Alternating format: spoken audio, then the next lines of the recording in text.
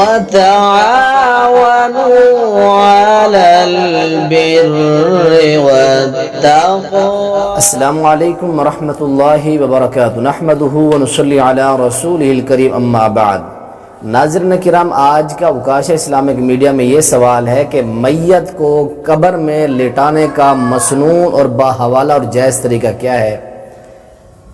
اس کے حوالے سے سنن ابی داؤد اور سنن نسائی کے اندر ایک حدیث ہے۔ رسول معظم علیہ السلام نے فرمایا کہ قبلہ جو ہے یہ تمہارے زندوں کا اور مردوں دونوں کا قبلہ ہے، فوت شدگان کا بھی ایک قبلہ ہے اور فرمایا کہ زندوں کا بھی قبلہ ہے۔ امام شوکانی رحمۃ اللہ علیہ اس حدیث کی تشریح کرتے ہوئے فرماتے ہیں کہ زندوں سے مراد یہ ہے کہ جب آپ نماز پڑھیں تو نماز کے وقت اپنا قبلہ جو ہے، اپنا منہ جو ہے قبلہ جانب کریں۔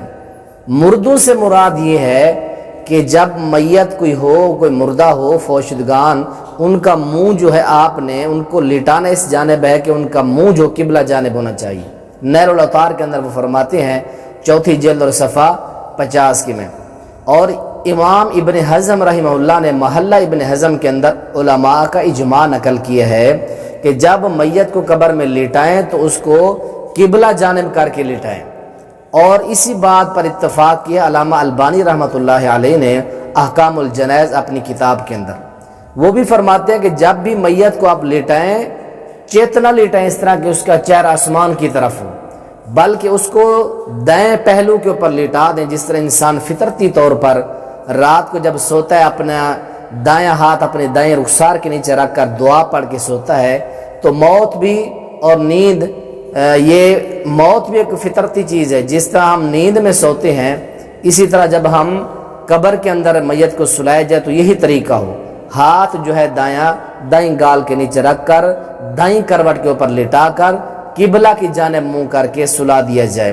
فرمایا کہ سنن نسائی اور سنن ابی داؤد کے اندر حدیث ہے کہ بیت اللہ تمہارے زندوں کا بھی قبلہ ہے، تمہارے فوت شدگان کا بھی قبلہ ہے، تو اس لیے میتوں کا، فوت شدگان کے جو چہرے ہیں، بہتر ہے کہ دائیں کروٹ کے اوپر لٹا کر چہرے جو ہیں قبلہ کی جانب کر دیں۔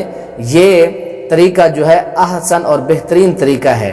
اللہ تعالیٰ سے دعا ہے اللہ تعالیٰ ہمیں ان احادیث پر عمل کرنے کی توفیق نصیب فرمائے۔ وتعاونوا على البر والتقوى۔